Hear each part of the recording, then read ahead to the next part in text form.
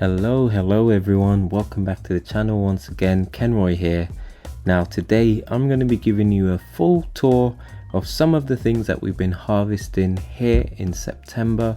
Now we know that the growing season is coming to an end now, and so it's time for us to collect as much as we can from these lovely plants, and now it's time for quite a few of them to actually give us some of their abundant harvest. And I'm so grateful to God that we're able to harvest some of these fruits and vegetables. Here I'm starting off in the greenhouse with some of these gorgeous tomatoes, guys. I mean, just look at them, they're absolutely stunning. Now I don't quite remember what these varieties are called. You know what it's like at the beginning of the season. You start off by sowing a few different varieties, and yeah, you got all high hopes that you're going to be planting them out and making sure that you've placed the correct names there. But things don't always work out the way you think, and so here I am just going through actually harvesting some of these tomatoes. Now we've had a really good year for tomatoes. I don't know about you, but all of our tomatoes have done really well. The strangest thing is we didn't actually plant many cherry tomatoes, which is the first actually. We've got quite a few heirloom varieties, and yeah, they've just done really well. You can see the size of these ones in the greenhouse. They're really big, which is quite surprising considering how dry it's been this summer. It was really hard to actually keep everything watered in the greenhouse, but one of the things I love about tomatoes, they're so resilient, so hardy. I mean, I was cutting back the foliage constantly and still they were producing so many tomatoes. I've done a video previously actually going through looking at all our tomatoes that we harvested, the different varieties, and yeah, they did not disappoint. And the best news is that we've still got plenty of tomatoes that are coming in, and we're still harvesting loads. So the next step is to figure out how to actually preserve some of them, and I will be showing you that, guys, in an upcoming video, because yeah, I found out a really good way to actually make our tomatoes last even longer. So watch out for that video, and if you haven't subscribed and you're watching this content, please, now is the time to do so, guys. We really would appreciate your support. And so yeah, we've started off by collecting tomatoes here in the greenhouse, and you can see this is just from 2 plants, and our container has several in there already. Look at that, they're so sweet and tasty. I think actually the drier weather has been a huge benefit to the tomatoes. So let me know how you guys have got on this year with all the tomatoes that you've grown in your garden. We're growing some here in the greenhouse, which we do every year. Now I've heard that it's not a good idea to plant tomatoes in the same space every year, but I'm just going to be real with you. When you've got a limited space, when something has worked well for you, you typically try to do it again and emulate it, and that's exactly what we've done here. A lot of people mention that you'll get blight and disease if you grow them in the same space, but touch wood, I hope that doesn't change. We haven't had any issue with blight, and so yeah, we're really just trying to make the most of the space that we have. Here you can see me harvesting another type of tomato, which is a purple variety, and this one is called Purple Cherokee, and this has fast become one of my favorites. I was eating one recently and I was just blown away by how sweet and flavorful these tomatoes are. And yeah, I'm in the process of trying to save some of the seeds now so that we can get some more. They're absolutely amazing. This was one of my favorites. I love to cut open these beef tomatoes. We've grown them in the greenhouse before and they were absolutely ginormous. This year we grew a few of them outside the greenhouse just to compare the sizes, and yeah, they still came out pretty good. And the flavors, I mean, look at this color. They got this unique shape which, you know, you can spot from a mile away. And we've got a few more ripening on the vine, and so I can't wait to tuck into these. We're picking some of the ones which were not quite ripe, but we're trying to get the plant to just ripen as quick as possible. So the more you harvest, the idea is that the more that plant can put the energy into ripening and maturing the other fruit before it gets too cold. Now we know how cold this country can get. It's hard to believe actually that we can grow so many things here considering how cold it gets in winter, but that's one of the benefits of having seasons. Although they say with global warming a lot of things are changing every year, so you gotta just make the most of it, and we certainly do. Here we've got some more tomatoes. These ones were planted in our veggie raised bed, and these are similar to the ones we had in the greenhouse. They've got kind of like a pinkish hue to them. They're not quite, you know, your traditional red, and I was trying desperately to find the name of these ones, but I wasn't able to. But they're very pretty to look at. They look more pink than red. They're very firm, and yeah, they're just so tasty. They remind me of little plums actually, except obviously they're tomatoes. And we always have this plant here which has a weird, I think this is like a genetic defect or something, where it actually produces these little tails out of the tomatoes. How cute is that? The girls absolutely love to see it, but I'm not sure exactly why that happens. But as they say, a rose by any other name is still a rose. At this point the rain was coming down. Yep, we've been getting so much rain the past couple of weeks, and I'm rushing around trying to harvest as much as I can. Here you can see me harvesting one of my favorites of this year. This is something new, and this was a gift from my friend, my good friend, YouTube subscriber Jan, who basically gifted me these tomatoes, and she said they're called a ox heart, and I thought it was very curious when I heard that name. I couldn't wait to see what they would look like, and let's just say I have not been disappointed. I do need to save some of these seeds as well, because this is a gorgeous looking tomato, as you can see here. We've had some good sizes off of it. They start off ripe in sort of like striped patterns, a pinkish pattern, which is pretty cool and unusual, and then eventually they sort of go more reddish pink. So long they can take to. It's always a surprise with how long it takes them to actually ripen. This section here is our tomato alley, and a few years ago, I think last year actually, with nature you've got to be patient, right? Brackets out of aluminium. The rain's coming, guys. Degree bracket. And okay, 3 more. This bowl is going to be full in a matter of minutes. Tie our tomatoes to that, and that's exactly what and we got one more stop to make. And it's worked really well. Here you can see our container room. You can do it. You can do it. And we still got a couple more tomato plants in the our courtyard to harvest. Call them. Now, as you can see, our garden is a bit unusual because we've got a courtyard, which is a shared area between my neighbours and I. Gotta step over these. But we've also got a walkway leading up to our garden. It's very weird, guys, but it certainly works for us. And in this courtyard I've got a few tomato plants, which some Romas, as you can see here, they did pretty well this year, and everything is starting to die back now, so we're just trying to harvest as much as we can, and they're just so gorgeous. So yeah, we're just picking all of these Romas in the courtyard. Next year I'm thinking of trying some new varieties of tomatoes, guys, so if you have any tips on some of the varieties that you've grown that's turned out really well that you can recommend, please post it in the comments down below, because we would absolutely love to try something new next growing season. So I think this is our final stop for our tomato. And actually, if you remember, about a couple months ago I did a video where I showed you how to prune a tomato bush, and this is that exact same bush. And I mean, look at it. This guy has been having a field day. He's absolutely loaded with tomatoes on this plant.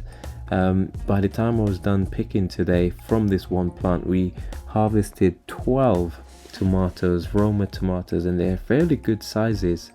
And I could have probably gotten a couple more, but I decided to leave them, and it's just absolutely incredible. I'm here just disturbing this thyme plant, which we cut from regularly, and it smells absolutely divine. We use it quite a lot in our dishes actually, and I'm quite surprised that I've managed to keep it alive for so many years in this pot. Yeah, absolutely love cooking with some thyme. And there you have it, guys, our first major harvest for the day, our tomatoes. And I mean, look how many we've got, guys, and this is just the tip of the iceberg. We've still got more coming in. I'm hoping that we'll have a mild autumn, so that we can try and harvest as much as we can as the summer is coming to an end. But look at that, got all those colors, shapes and sizes. I just can't wait to tuck into them, guys. Absolutely amazing. So the next thing which I'll be harvesting is our final round courgette. Now this is our first year actually growing these, and I've been really impressed with the actual vegetable itself. This plant is well and truly gone kaput, and it's time for me to cut it back and get rid of it because there's no more life left in it. I left this courgette on the plant for a specific reason. Normally you would harvest them a lot sooner than this. I'm just going to chuck this courgette plant over in the back here, just so that it can continue to decompose. I mean, why not? So this courgette plant, I've left it on the vine specifically for one reason, and I've done the same to another one. This is a traditional long green courgette, and my plan is to try and save the seeds from these two sort of, I guess they're squashes or a variety of squash. I could be wrong, but nevertheless I want to try and save as many seeds as possible, so I want the plants to get as mature as possible, and then I can harvest the seeds. And you can see it kind of looks like a pumpkin if you ask me. The ones that I harvested earlier in the season, they were more green, but this one has gone almost like a yellow. The actual outer skin is like rock hard now, and I'm curious to see what it will look like once I cut it open and look at the seeds. Hopefully they'll be more mature. So give us a thumbs up, guys, if you'd like for us to do a video showing what this vegetable looks like on the inside, and also about saving the seeds.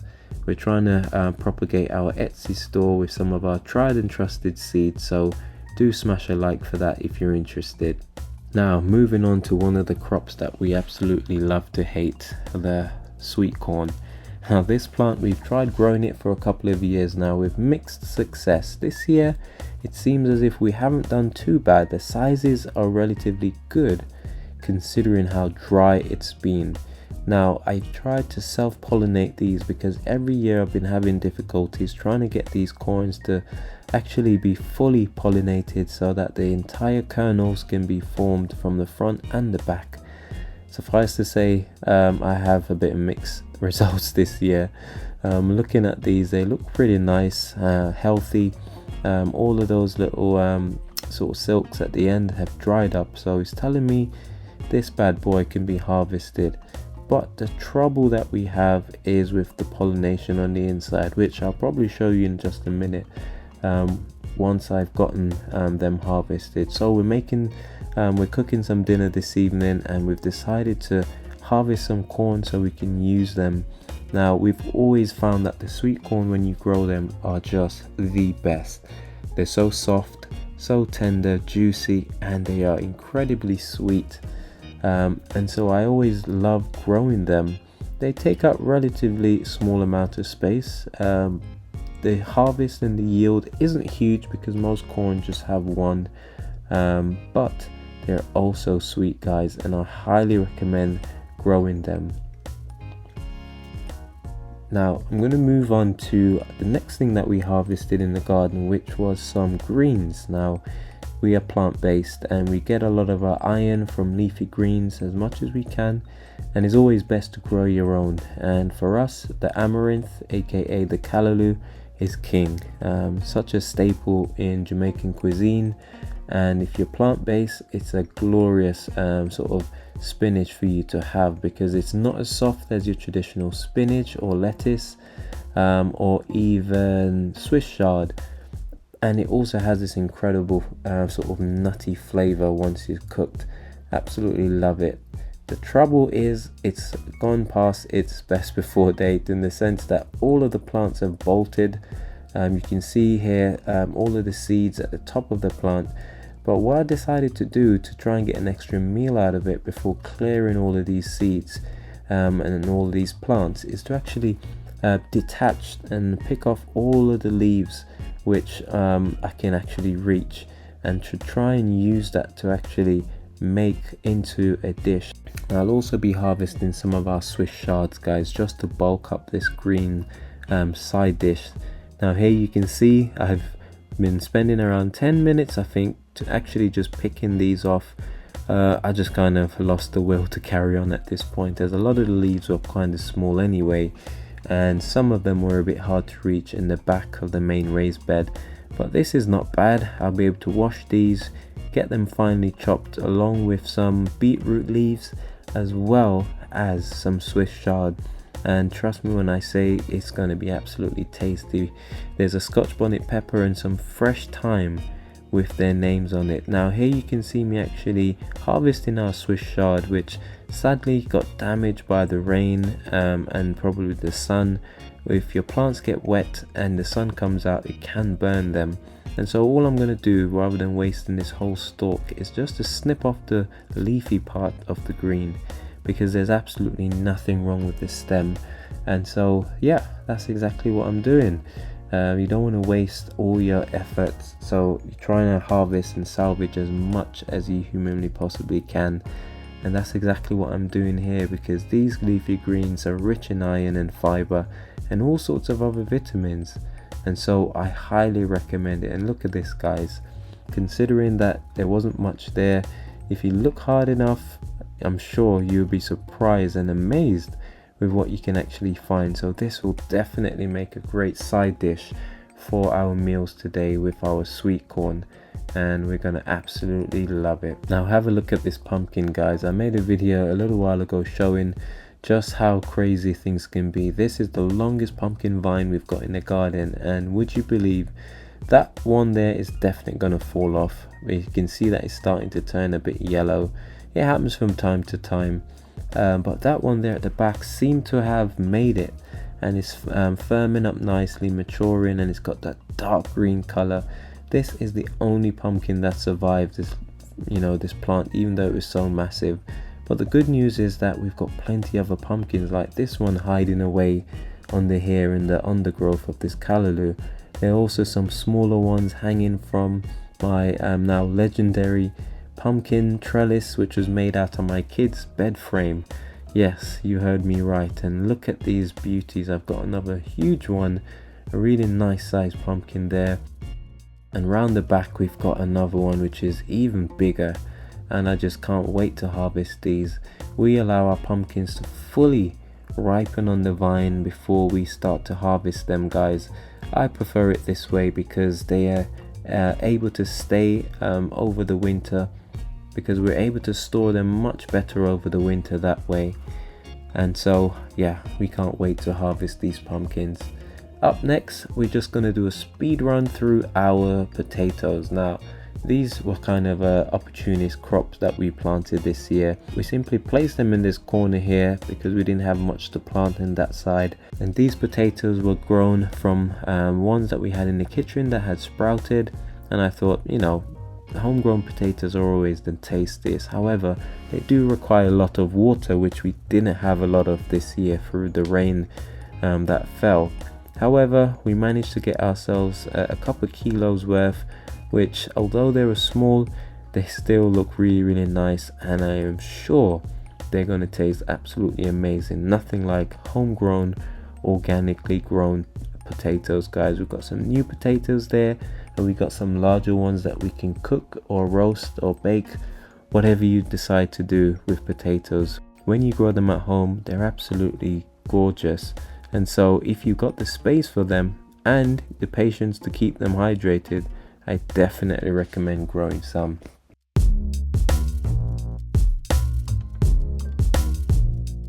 Okay, so up next is this legendary plant which we grow every year, and this is our runner bean.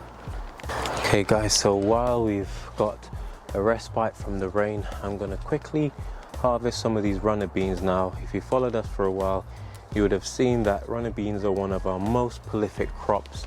Honestly, these things are so easy to grow. Some people struggle with them, surprisingly, but from my experience with these simple tips of planting them indoors to make sure that you get them up to speed, bringing them out once it's warm enough in the spring, and making sure that you got a trellis for them to climb on. The more trellis you have, the bigger and more expansive the beans will actually get. And honestly, you won't have enough mouths to eat all of this stuff. I mean, I've just harvested just a tiny fraction just by picking some here, and I've left the thicker ones which are more mature. The seeds are gotten really big in the pods.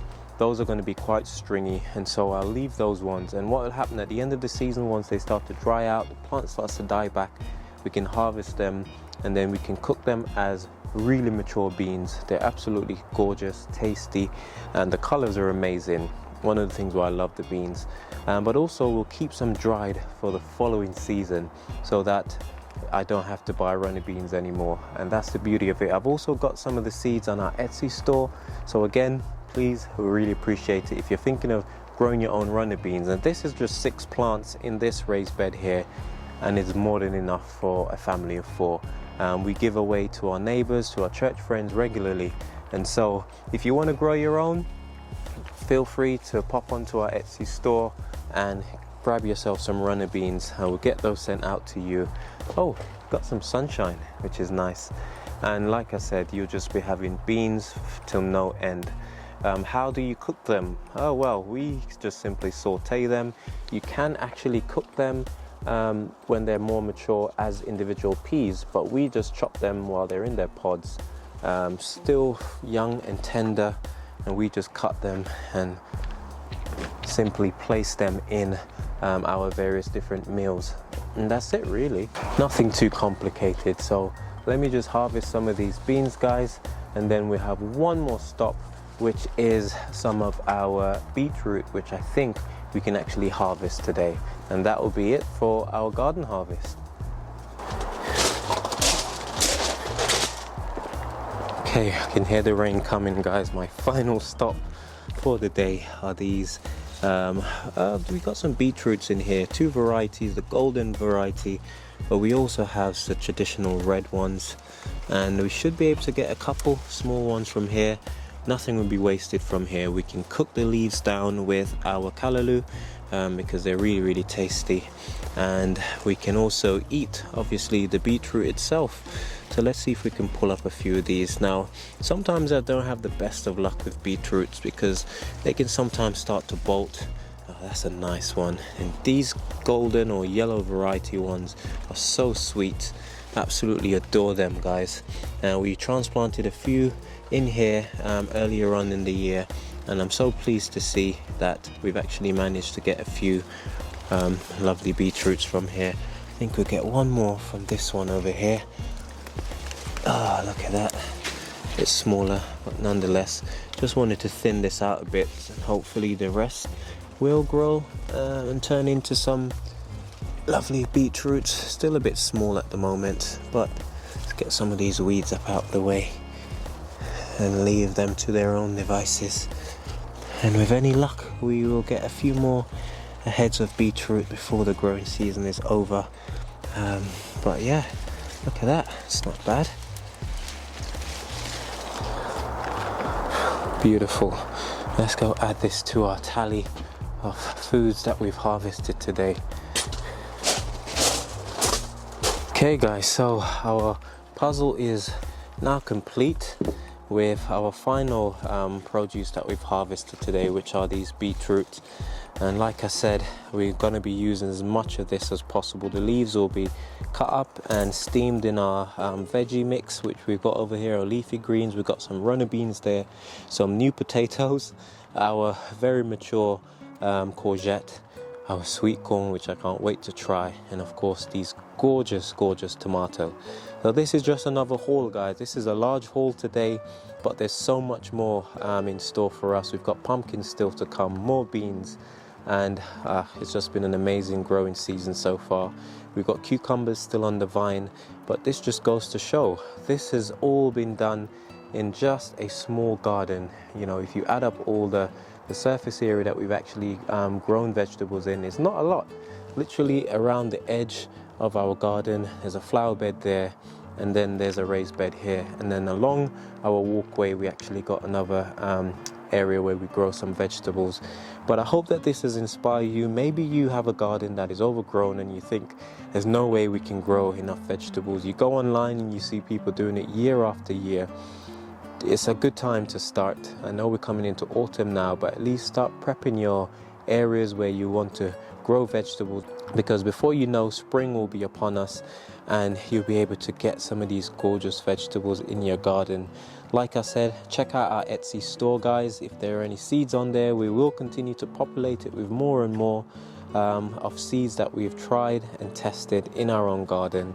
And we hope to see you guys in the next video. The rain is starting to come down again, as you can probably hear, and so I think it's a great place to end this video. Thank you guys so much for watching once again. See you in the next one. Take care, goodbye, and God bless.